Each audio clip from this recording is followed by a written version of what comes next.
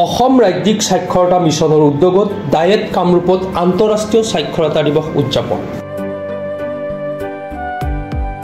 অসম ৰাজ্যিক সাক্ষৰতা অভিযান প্ৰাধিকৰণৰ উদ্যোগত কামৰূপ ডায়েটত ৰাজ্যিক পৰ্যায়ত উদযাপন কৰা হয় আন্তঃৰাষ্ট্ৰীয় সাক্ষৰতা দিৱস।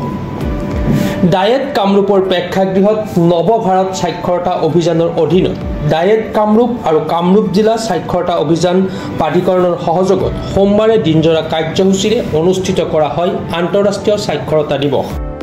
অনুষ্ঠানটো আৰম্ভ কৰা হয় কামৰূপ ডায়েটৰ প্ৰবক্তা মনোজ প্ৰিয়মৰ পৰিচালনাত ইয়াৰ প্ৰশিক্ষাৰ্থীসকলে পৰিৱেশন কৰা সমবেত সংগীতেৰে।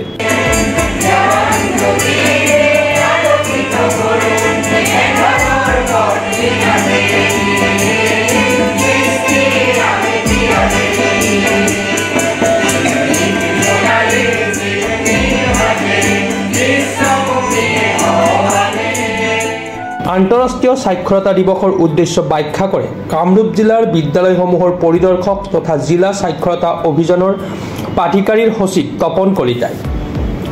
অনুষ্ঠানটোত আদৰণি ভাষণ প্ৰদান কৰে ডায়েট কামৰূপৰ অধ্যক্ষ ডক্টৰ পংকজা বৰুৱাই।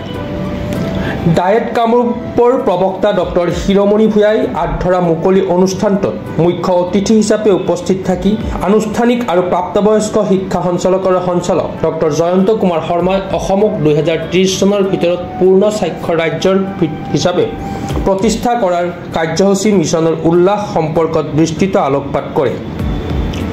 সভাত পুথিমাৰী মহাবিদ্যালয়ৰ অধ্যক্ষ ডক্টৰ নিত্যানন্দ কলিতা, বড়ো আৰু জনজাতীয় ভাষা শিক্ষা বিভাগৰ ভাৰপ্ৰাপ্ত সঞ্চালিকা চিন্ময়ী তালুকদাৰ, উল্লাস কাৰ্যক্ৰমৰ ৰাজ্যিক জ্যেষ্ঠ প্ৰলোচক ৱাছিদা আহমেদ, বি.এন. শৰ্মা আৰু সহকাৰী সঞ্চালক দুবৰীৰ মহন্ত প্ৰমুখ্যে সাক্ষৰতা অভিযানৰ সৈতে জড়িত ভালেসংখ্যক বিশিষ্ট ব্যক্তি উপস্থিত থাকে।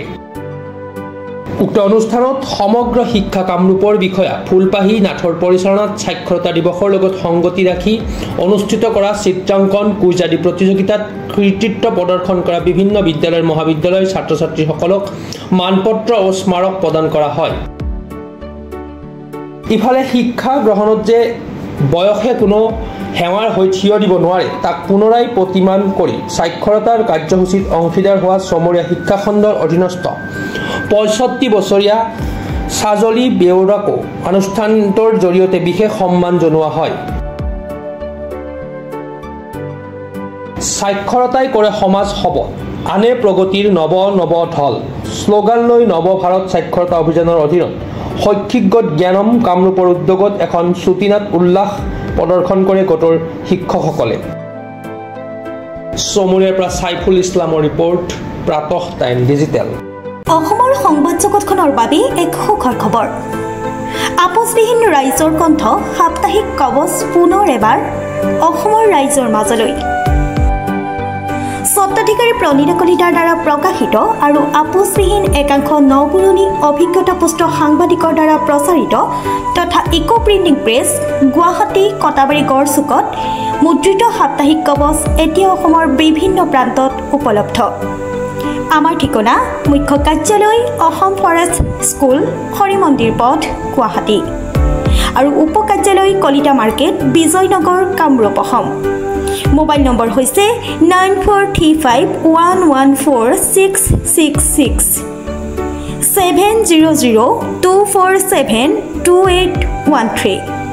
আমাৰ ইমেইল আইডি হৈছে kobos2025@gmail.com।